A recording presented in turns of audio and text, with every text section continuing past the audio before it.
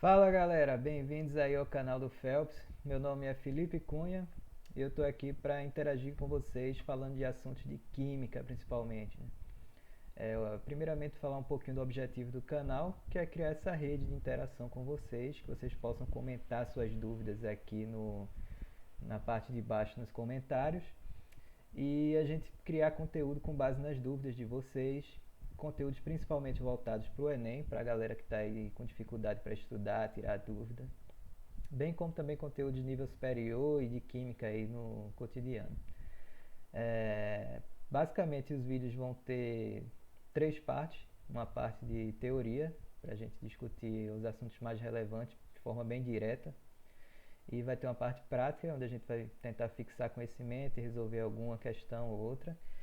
E também vamos ter a parte de exercícios propostos, depois que eu vou deixar para vocês resolverem e a gente pode tirar dúvida aqui no canal mesmo, dependendo do grau de dificuldade do exercício.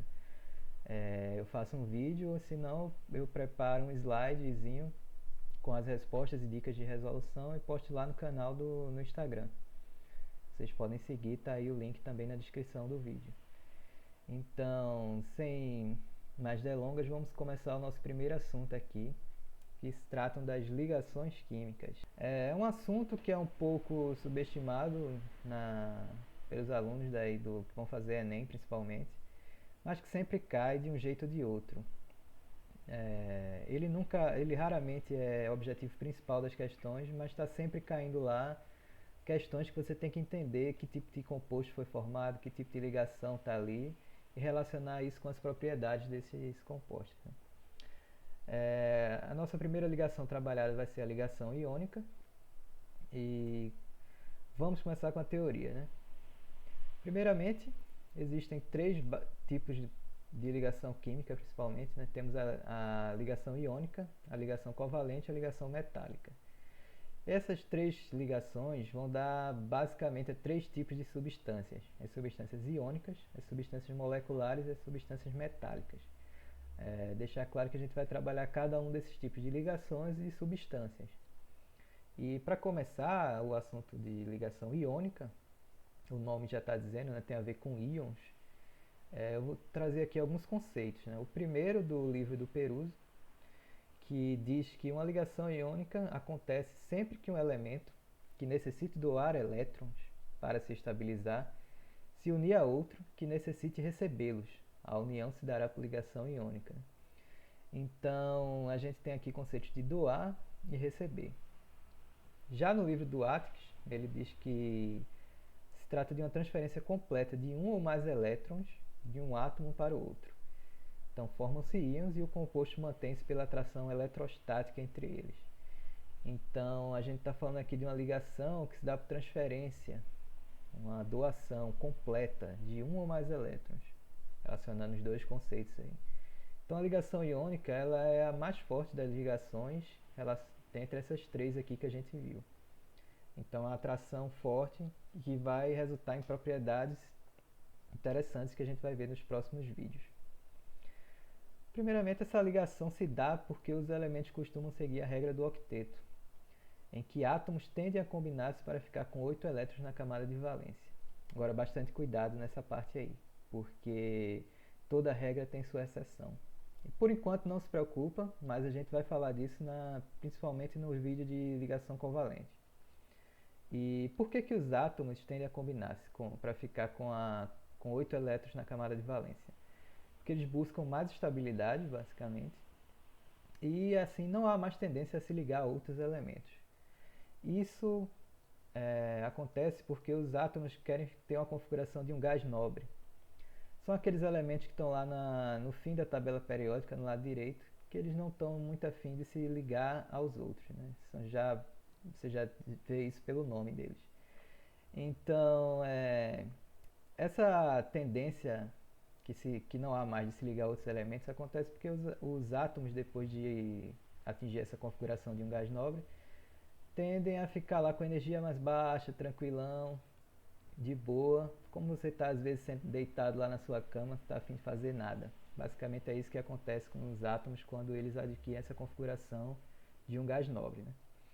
E prosseguindo aqui, ao estudo da tabela periódica, Basicamente, a ligação iônica acontece entre os metais dos grupos 1A, 2A e 3A, como a gente está vendo aqui, do lado esquerdo da tabela que eu circulei em preto aí, e os ametais, que estão aqui do lado direito da tabela periódica, nesse quadradinho vermelho aí.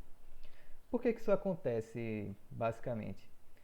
Existem alguns fatores que influenciam no caráter da ligação, e que são a afinidade eletrônica, que é basicamente o fator que define se um átomo quer receber elétrons ou não, que é bastante alto nos ametais, que são esse grupo do lado direito aí. E a energia de ionização, que é muito baixa nos metais, que estão aqui do lado esquerdo. Isso você tem que ter algum conhecimento prévio das propriedades periódicas, né, dos elementos. Então, basicamente, esses dois fatores definem se a reação vai ser iônica, covalente ou não. Existem vários critérios aqui envolvendo energias, essas energias, para definir se uma ligação é iônica, covalente ou metálica. Mas muito cuidado. A gente sempre fala que é uma predominância de determinada ligação. As moléculas formadas elas podem ter diferentes tipos de ligações dentro da estrutura delas. E o que vai definir isso é o balanço energético dessas energias que eu falei aqui em cima. Energia de ionização, afinidade eletrônica e outras propriedades aí da tabela periódica. Propriedades de cada elemento. Né? Então, quanto maior for essa diferença de energética entre o metal e o ametal, maior o caráter iônico da ligação.